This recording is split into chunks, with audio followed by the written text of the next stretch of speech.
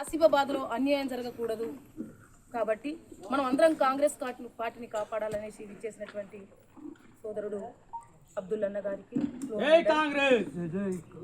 అందరికీ కూడా మీడియా మిత్రులకి నా సోదరులకు అందరికీ ఎంపీటీసీ జెడ్పీటీసీ సర్పంచులు యూత్ కాంగ్రెస్ అందరూ కూడా ఇక్కడికి వచ్చిన వాళ్ళందరికీ పాదాభివందనాలు తెలియజేస్తున్నాం మీకు అందరికీ.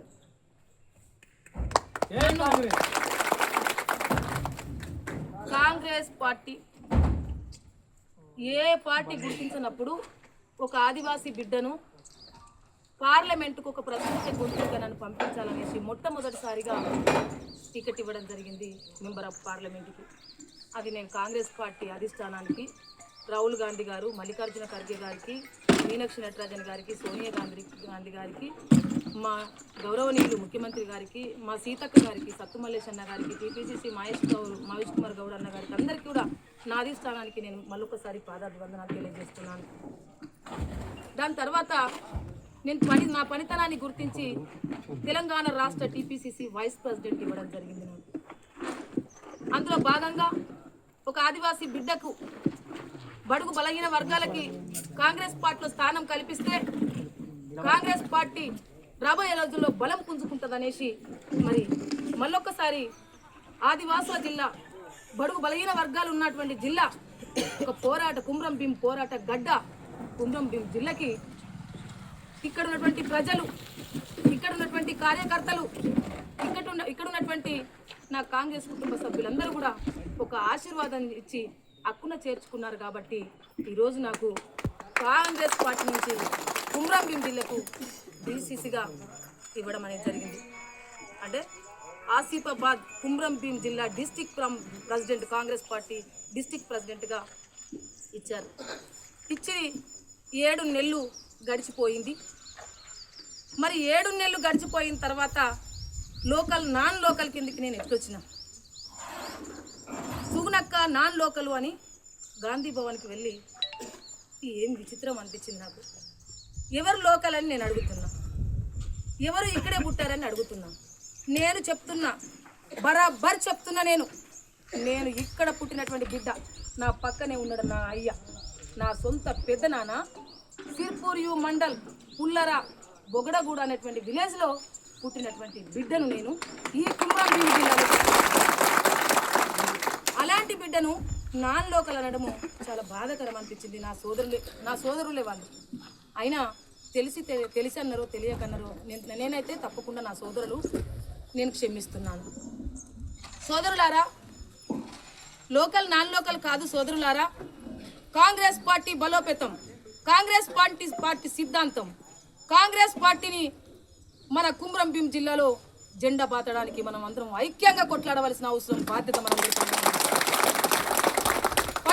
పనిచేస్తున్నటువంటి వాళ్ళను హక్కున చేర్చుకొని పని చేయించుకునేటువంటి బాధ్యత అవసరం మనపై ఉంది. కాబట్టి సోదరులారా, మీరు తిరిగి వచ్చి నేనేదైనా తప్పు చేస్తే నన్ను ఇక్కడ అడగండి, దానికి సమాధానం చెప్తాను నేను.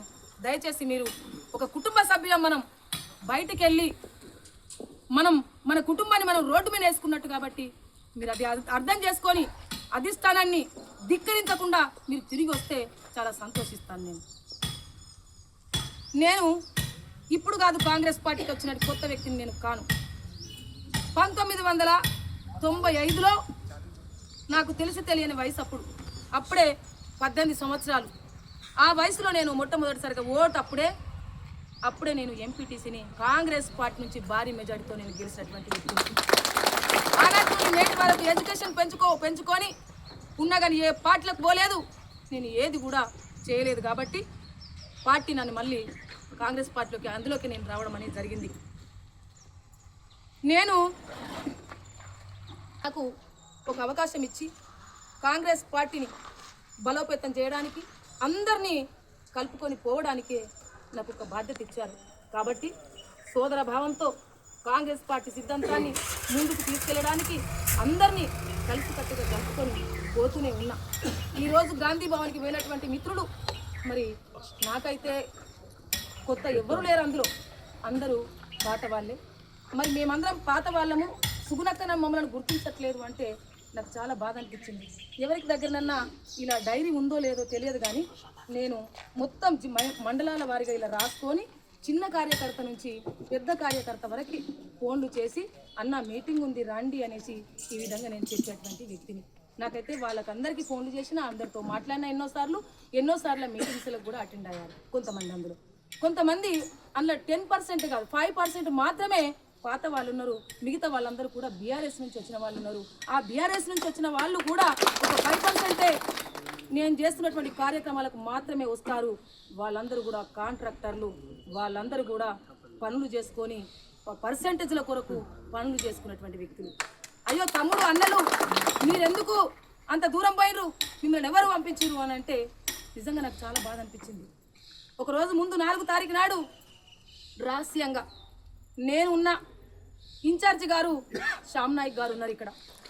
లేదు మేమిద్దరం తప్పు చేస్తే మాజీ డీసీసీ గారు ఉన్నారు ఇక్కడ, విశ్వప్రసాద్ గారు.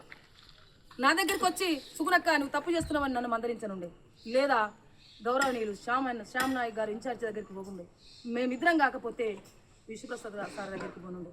ఎక్కడా కాకుండా ఒక బీజేపీ బీఆర్ఎస్ నుంచి పార్టీలు మారుతున్నటువంటి ఒక మహిళ దగ్గర ఒక ఇంట్లో రహస్యంగా మీటింగ్ పెట్టుకోవడము ఇది అధిష్టానాన్ని ధిక్కరించిండ్రు. కాబట్టి తప్పకుండా మీ పైన చర్య తీసుకోవాలి. ఎందుకు ఈ మీటింగ్ ఎలా ఏర్పాటు చేశారు, ఎందుకు ఏర్పాటు చేశారు అంటే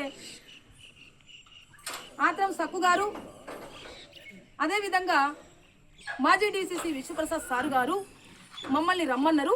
చాలా ఇంపార్టెంట్ పని ఉంది, ఇంపార్టెంట్ మీటింగ్ ఉందంట అని చెప్పారు. మరి మీరైతే చెప్పలేదాక, ఇక్కడ లేదు మీటింగ్ అక్కడ లేదు, మరి ఇక్కడ ఎందుకు మీటింగ్ ఏర్పాటు చేసారో మాకు తెలియదు కానీ ఇక్కడ ఉన్నామని చెప్పారు. అక్కడికి పోయిన తర్వాత మాకు సుగుణక్క డీసీసీ వద్దు, మాజీ డీసీసీ గారికే మళ్ళీ పదవి ఇవ్వాలి అనేసి నిన్నటి వార్త నేనైతే వినడం అనేది జరిగింది. అక్కడ అంటే పదవులు అనేటివి ఎవరికి శాశ్వతం కాదు. పుట్టుక ఎంతో చావు అంతే, ఉద్యోగం ఎంతో రిటైర్మెంట్ అంతే, పంట వేస్తాం పంట తీస్తాం, పదవులు అంతే ఉంటాయి, వాళ్ళు ఉంటాయి రేపు పోతాయి. అలాంటి వాటికి పదవి వ్యామోహం ఉంటే నేను కూడా మీతో వస్తుంటానన్నా.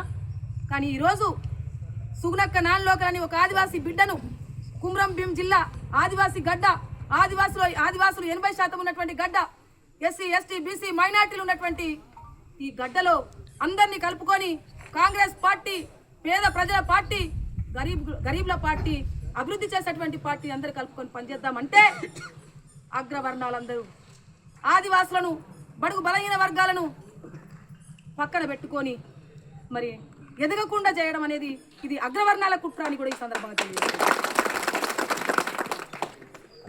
పార్టీ సిద్ధాంతాలకు పార్టీకి కట్టుబడి పనిచేయాలి కానీ పార్టీని కొంతమంది కార్యకర్తలను చేతిలో పెట్టుకొని ఇష్టం వచ్చినట్టు నాటకం ఆడితే, కాంగ్రెస్ పార్టీ ఖరాబ్ చేస్తే కాంగ్రెస్ పార్టీని ఎవరు ఊరుకోరు, ఎవరికి హక్కు లేదు కూడా కాంగ్రెస్ పార్టీ ఖరాబ్ చేసేది. కాబట్టి మీరు మార్చుకోండి దయచేసి అని నేను చెప్తున్నాను.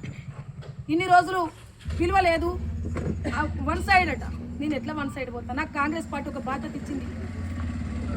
సంఘటన్ సృజన్ అభియాన్ అని 10 రోజుల ట్రైనింగ్లో కాంగ్రెస్ పార్టీకి ఎవరైనా ద్రోహం చేస్తే, కాంగ్రెస్ పార్టీకి వ్యతిరేకంగా ఎవరైనా మాట్లాడితే, కాంగ్రెస్ పార్టీలో ఉన్న వాళ్ళు ఉండి వేరే వాళ్ళకు సపోర్ట్ గిట్ట చేస్తే కబర్దారని చెప్పి వాళ్ళని తీసేయండి అనేసి నాకు మీరు